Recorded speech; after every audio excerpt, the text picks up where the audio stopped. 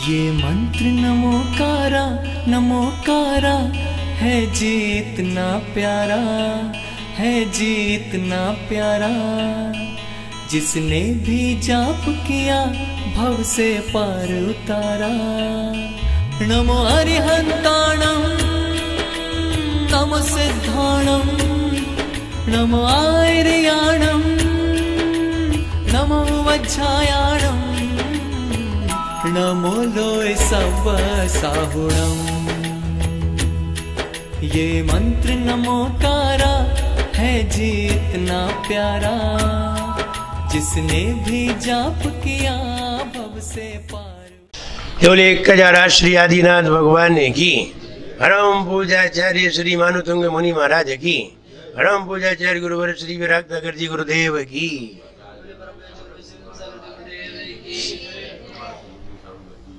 ज्ञानम यथा त्वयि विभाति कृतावकाशम।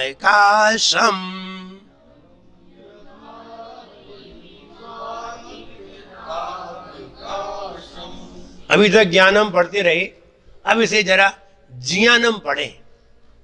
जियानम आधा जा और या पढ़े या की मात्रा जिया, ज्ञानम नहीं पढ़े। ज्ञानम में आधा गा और या है और इसमें आधा जा और या है, इसलिए जियानम पढ़े। जियानम यथा त्वयि विभाति कृतावकाशम।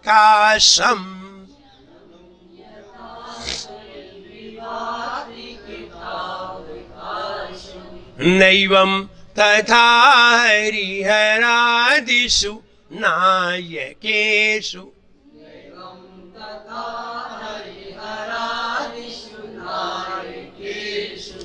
तेजो मामनिषु याति यथा महत्त्वम्।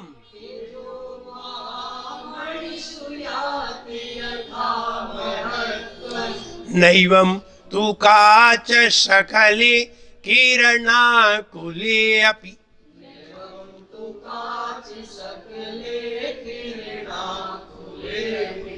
नैवं तु काच सकले किरणाकुले अपि।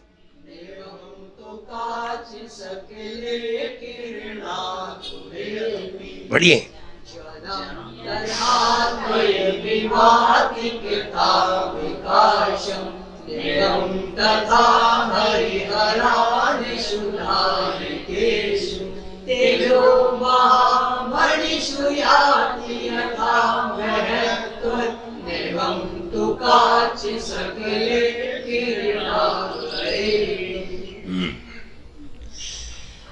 संतान संपत्ति सौभाग्य प्रदायक, तीन चीजें, संतान, संपत्ति और सौभाग्य। संतान कौन सी संतान? दो प्रकार की संतान होती है। एक तो आत्मा की संतान होती है और एक शरीर की संतान होती है। हम तो शरीर की संतान जानते हैं, आत्मा की संतान तो आप जानो, उसकी जरूरत तो आपको है, महाराजों को है। आत्मा की संतान की जरूरत। आत्मा की संतान क्या है? सम्यक दर्शन, सम्यक ज्ञान, सम्यक चारित्र, तप, गुण। ये गुण आत्मा की संतान है। और बेटा और बेटी किनकी संतान है? शरीर की संतान है। जो भी दोनों प्रकार की संतान दे सकता है ये चंद। अजय तो तुम्हारे ऊपर है, तुम्हें कौन सी चाहिए वही वाली ले लेना। संतान प्रदायक, संपत्ति प्रदायक। संपत्ति किसे कहते हैं? संपत्ति किसे कहते हैं? वो तो ध्यान कहते हैं। संपत्ति किसे कहते हैं? ये वैभव दिख रहा है कि ना, ये संपत्ति है। लेकिन आत्मा की संपत्ति क्या है? आत्मा की संपत्ति अलग है। अभी हम बाहर की संपत्ति की बात करें। संपत्ति किसे कहते हैं? जो यहां पर भी सुख दे और वहां पर भी सुख दे, उसे संपत्ति कहते हैं। संपत्ति, सम माने सही तरीके की प्राप्ति, संपत्ति। तो जो यहां भी सुख दे वहां भी सुख दे, अगले जन्म में भी सुख दे, उसे संपत्ति कहते हैं। और जो यहां भी दुख दे और वहां भी दुख दे, उसे विपत्ति कहते हैं। और जो यहां तो साथ में रहे लेकिन वहां साथ में न रहे, उसे आपत्ति कहते हैं। संपत्ति, विपत्ति, आपत्ति। तुमने भगवान की आराधना की, तुमने गुरु की सेवा की, यहां भी आनंद। तुमने गुरुओं को आहार दिया, साधुओं को आहार दिया, भगवान की पूजन की, यहां भी आनंद। इसका फल वहां भी आनंद। यहां भी सुख, वहां भी सुख। तुमने दुकानदारी की, यहां भी दुख, वहां भी दुख। ये विपत्ति है। सांसारिक कार्य सब विपत्ति है। और घर आदि, घर परिवार, पत्नी, बेटे बेटी, आफत है। इसे आपत्ति कहते हैं। यहां तो है लेकिन वहां, और पत्नी को आदमी कहते भी आफत है, आफत गले पड़ी है, उसको निभा रहा हूं। गाते हैं नहीं गाते? क्या गाते? जब से हुई है शादी, अंकुश भैया, जब से हुई है शादी आंसू बहा रहा हूं, आफत गले पड़ी है। उन्हें विपत्ति नहीं गई ना संपत्ति कहा, इसे आपत्ति। अब तुम समझ नहीं पाए आपत क्यों कहा? ये आपत्ति है। ये अगले जन्म में साथ नहीं जाएगी, इसलिए इसे आपत्ति कहा। साथ में जाती तो संपत्ति कहते या विपत्ति कहते। इसलिए यहां भी दुख वहां भी दुख, विपत्ति। यहां भी सुख वहां भी सुख, संपत्ति। और यहां साथ में और वहां साथ नहीं हो, उसे आपत्ति कहते हैं। सब ये दुनिया भर की चीजें हैं, सब आफत है, आपत्ति है। टेंशन में खड़ा कर देती है, मंदिर में भी चैन नहीं लेने देती दुनिया की चीजें। सौभाग्य, सौभाग्य का मतलब है 100 रुपया खर्च करें और लाख रुपया प्राप्त हो तो सौभाग्य। 100 रुपया खर्च करें, 1000 रुपया प्राप्त हो तो भाग्य। 100 रुपया खर्च करें, 50 रुपया प्राप्त हो दुर्भाग्य। 100 रुपया खर्च करें, 100 रुपया प्राप्त हो अभाग्य। हमारी किस्मत में भाग था ही नहीं, कुछ था ही नहीं किस्मत, अभाग्य। 100 रुपया में 50 रुपया रह जाए दुर्भाग्य, 100 के 100 हो जाए अभाग्य, 100 के 1000 हो जाए भाग्य, और 100 के लाख हो जाए सौभाग्य। महाराज मेरे यहाँ आए, मेरे घर पे पधारे, मेरे यहाँ हार हुए, क्या है? मेरा सौभाग्य है। क्या कहता है वो? मेरा सौभाग्य। मिलेंगे साधु के दर्शन तो मेरा भाग्य है यारो। दुकान पे बैठे थे, महाराज निकले, मिल गए दर्शन। कौन सा तुमने पुरुषार्थ किया था? क्या किया था तुमने? पुरुषार्थ किया था? नहीं, सड़क पे जा रहे थे, महाराज जा रहे थे, मिल गए दर्शन, भाग्य। मिलेंगे साधु के दर्शन तो मेरा भाग्य है यारो। करें हम साधु का दर्शन, करें हम साधु का वंदन, तो ये सौभाग्य है यारो। अब हम घर से आए यहाँ, ये सौभाग्य है।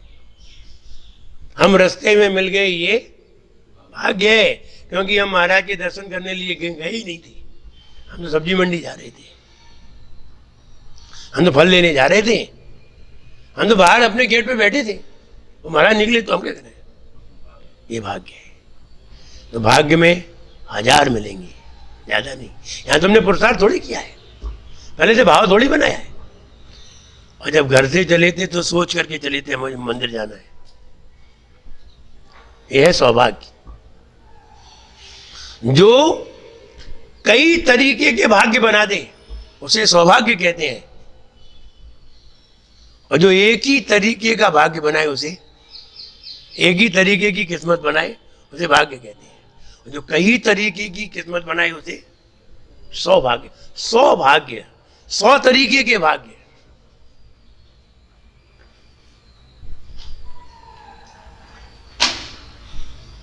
तुम ससुराल जाते हो तो ससुराल वाले क्या कहते हैं? मेरा भाग्य है आप आए। और लड़की ससुराल जाती है तो उसका सौभाग्य, वो सौभाग्यवती होती है। 100 काम करती है आके, तुम ससुराल जाते एक काम नहीं करते,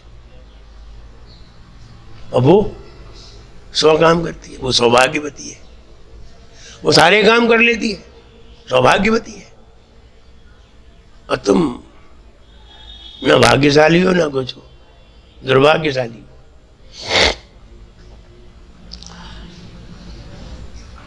मिलेंगे साधु का दर्शन तो मेरा भाग्य है यारो, करें हम साधु का वंदन तो ये सौभाग्य है यारो।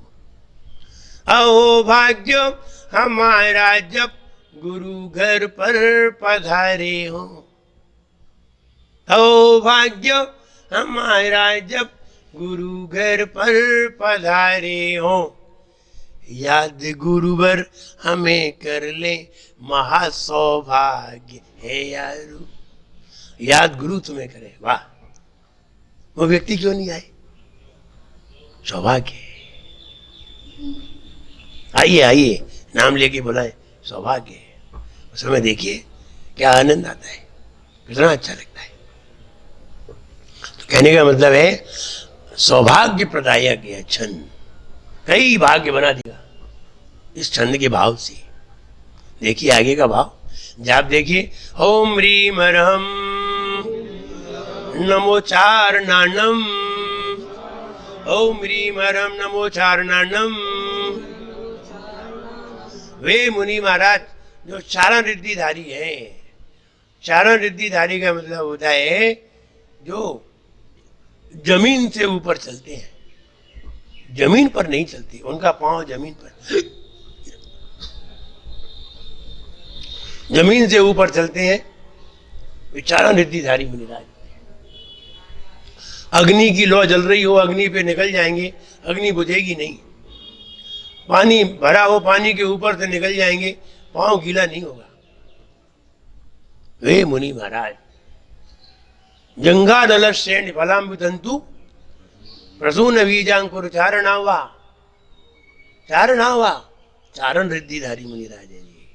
जंगानन श्रेणी फलाम्बुतंतु, जांग पर हाथ रखते ही स्विच ऑन हो जाता है, जमीन से ऊपर हो जाती है, ये स्विच है। जंगानल श्रेणी फलाम्बुतंतु, अनल अग्नि पर, फल फलों के ऊपर, तंतु मकड़ी के जाल के ऊपर से निकल जाते हैं, जाल नहीं टूटता। जंगा नल श्रेणी सीधे चलते हैं, टेढ़े मेढ़े नहीं चलते। श्रेणी फलाम्बु तंतु, अंबु माने जल, तंतु प्रसून फूल, फूल के ऊपर से निकल जाए। प्रसून बीज अंकुर, बीज अंकुर चारणा, इनके ऊपर पैर रखते हुए निकल जाते हैं, लेकिन ये नष्ट नहीं होती, ये रिद्धि है उनके अंदर। वे मुनि महाराज, चारण रिद्धिधारी मुनि महाराज विदेश क्षेत्र में विराजमान, उन मुनि महाराज को मेरा बारंबार नमस्कार हो। भाव देखते हैं, भाव की ही महत्ता है। ये भाव देख लीजिए, ये भाव तुम्हारे अंदर आ जाए, आनंद आ जाइए, और इस भाव को लेकर के आदिनाथ भगवान के दर्शन करें, इस भाव को प्रकट करके आदिनाथ भगवान के दर्शन करें। देखो क्या आनंद आता है। अभी तक तो तुम नमोकार मंत्र पढ़ के ही दर्शन करते रहे, अब ये वाला भाव लेकर के दर्शन करना, देखो कितने आनंद आते हैं। ज्ञानम यथा तो ही विभाति कृतावकाशम, हे भगवान जैसा ज्ञान यथा जैसा तो ही आप में, ज्ञानम ज्ञान, हे भगवान जैसा ज्ञान आप में विभाति शोभित होता है। कृतावकाशम संपूर्ण, जैसा अनंत ज्ञान संपूर्ण ज्ञान आप में शोभित होता है, नैवम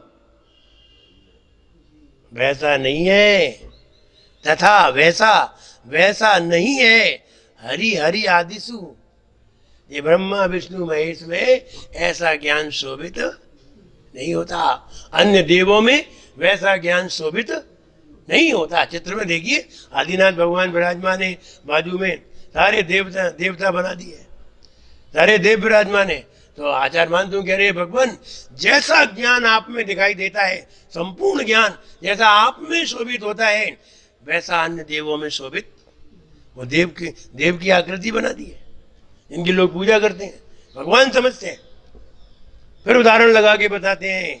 अब ऊपर देख लिया, अब नीचे देखिए चित्र में, नीचे आदिनाथ भगवान के नीचे एक मणि रखा हुआ है, उसकी किरणें निकल रही, और अन्य देवों के नीचे भी कांच रखे हुए हैं, उनमें से भी किरणें निकल रही है फीकी फीकी, और मणि की भी तेज निकल रहा है। तो आदिनाथ भगवान को मणि की संज्ञा दी है, अन्य देवों को कांच के टुकड़ों की संज्ञा दी है, उनमें चमक ही नहीं है। तो कहते हैं भगवान जैसा संपूर्ण ज्ञान आपके अंदर दिखाई देता है, वैसा अन्य देवों में दिखाई नहीं देता है। तेजो महामणिषु, हे भगवान जैसा तेज महामणि में याति प्राप्त होता है, यथा जैसा महत्व, जैसा कांतिमान तेज महामणि में दिखाई देता है, न एवं नहीं होता। तू काच शकले, शकले माने टुकड़ा, वैसा प्रकाश कांच के टुकड़े में नहीं होता। किरणा गुलेबी, वैसी किरणें, तेज की किरणें कांच के टुकड़ों में नहीं होती है। भगवान जैसा तेज महामणियों में दिखाई देता है, जैसी किरणें तेज की किरणें महामणियों में दिखाई देती हैं, वैसा तेज अन्य कांच के टुकड़ों में दिखाई नहीं देता। वैसे ही जैसा ज्ञान संपूर्ण ज्ञान आप में दिखाई देता है, वैसा अन्य देवों में दिखाई नहीं देता। ध्यान रहे, ऐसा भाव अंदर पैदा करने पर आपके अंदर ये भाव पैदा होगा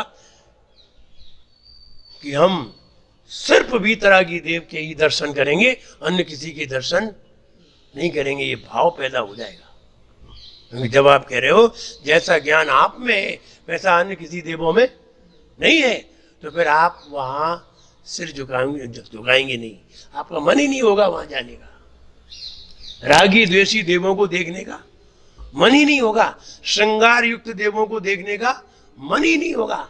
ऐसे तो गृहस्थ होते हैं, ऐसा विचार आएगा, प्रशंसा होगी, हो ये है वीतरागी देव। तो हे भगवान जैसा संपूर्ण ज्ञान आपके अंदर है वैसा अन्य देवों में नहीं है। जैसा तेज मणियों में होता है वैसा तेज कांच के टुकड़ों में नहीं होता। प्रशंसा की जा रही है, हे भगवान आप जैसा संपूर्ण ज्ञानी दुनिया में कोई भी नहीं है। प्रशंसा की जा रही, तरीके हैं प्रशंसा करने के, और ऐसे प्रशंसा करके हम जब उनकी प्रशंसा गुणगान करते हैं तो ध्यान रहे हमारे अंदर उनके जैसे गुणों की वर्गणाएं अंदर प्रवेश करती हैं, और वे वर्गणाएं अंदर प्रवेश करती हैं, फिर हमारे शरीर की जो रचना होती है वो बहुत ताकतवर होती है, बहुत ताकतवर होती है। भगवान महावीर तीर्थंकरों को देखिए, आप भोजन कौन सा करते हैं, आहार तो देखो कितना सिंपल करते हैं,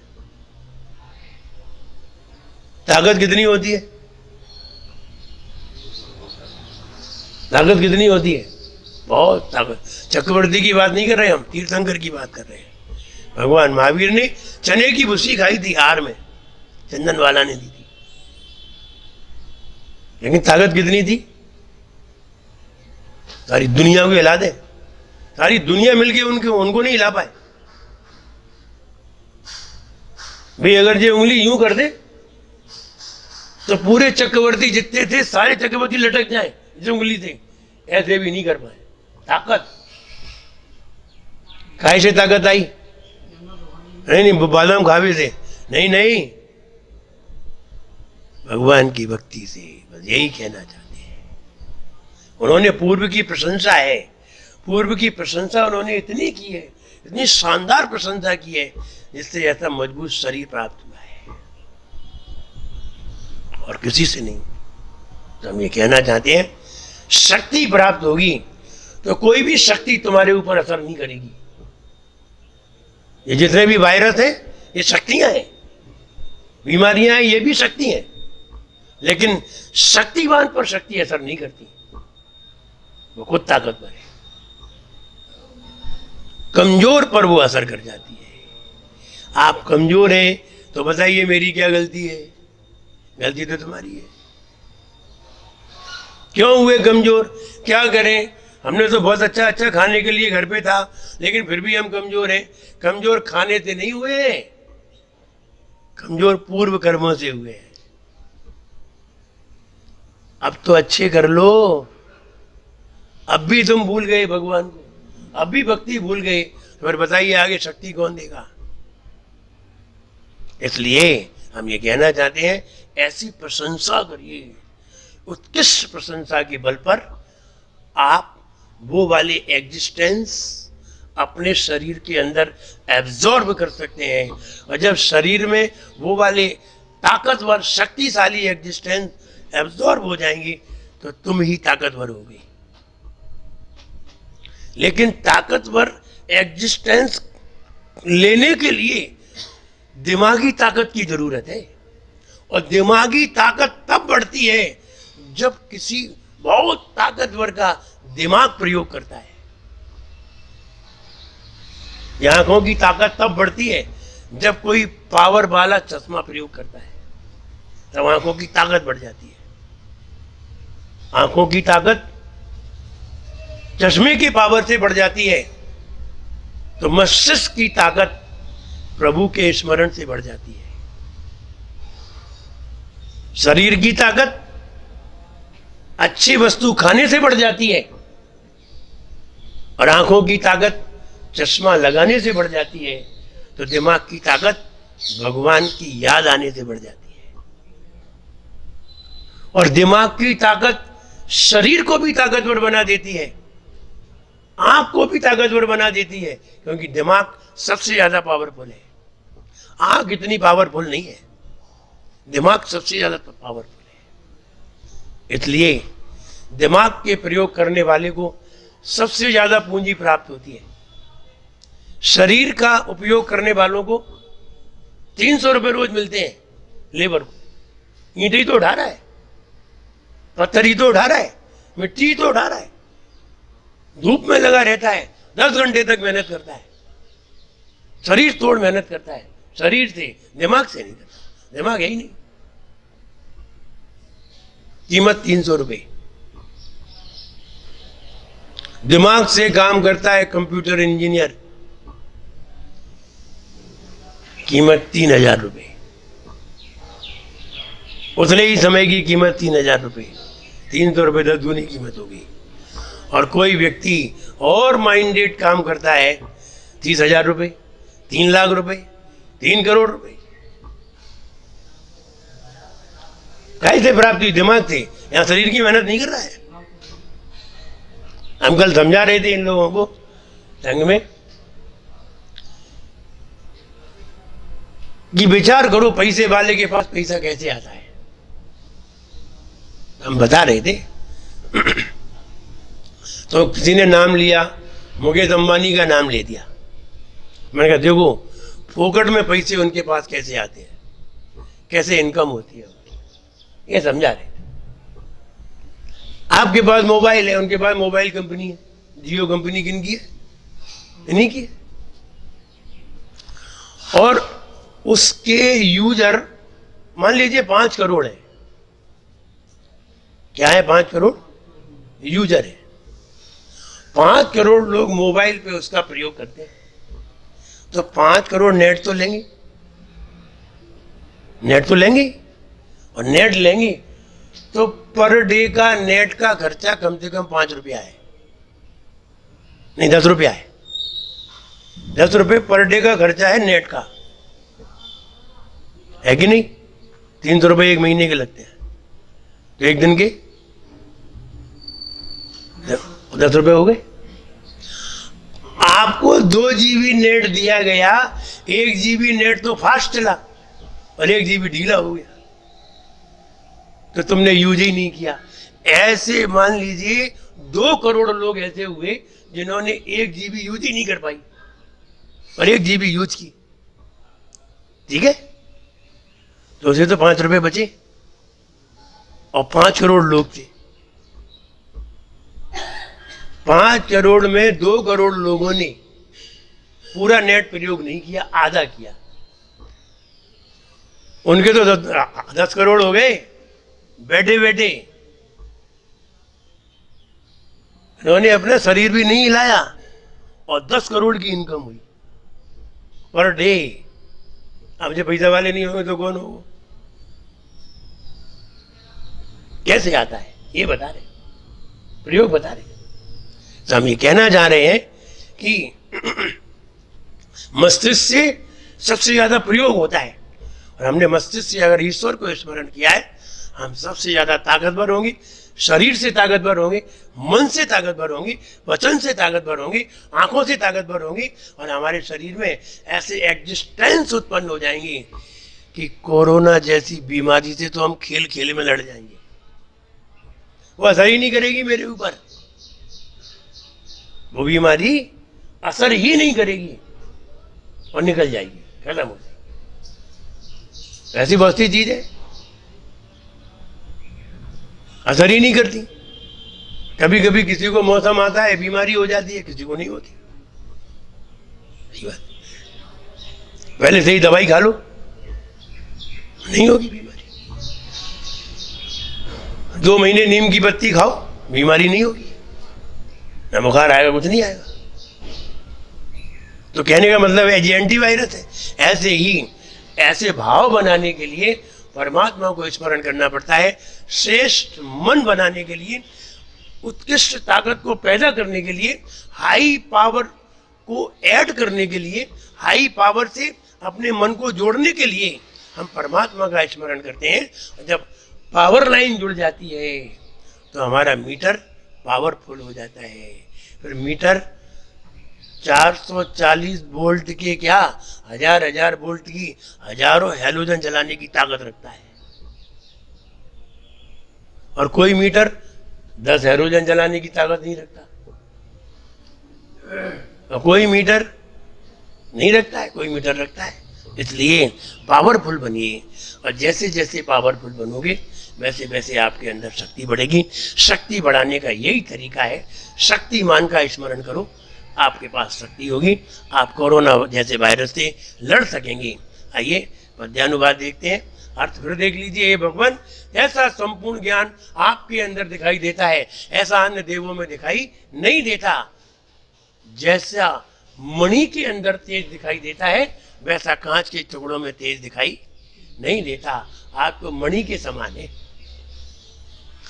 आप में जो ज्ञान वह देखा नहीं पर में, चाहे ब्रह्मा विष्णु हो या हो महेश्वर में, जो मणियों में हो वो कांच क्या होगी, आपसी प्रज्ञा यहाँ औरों में क्या होगी।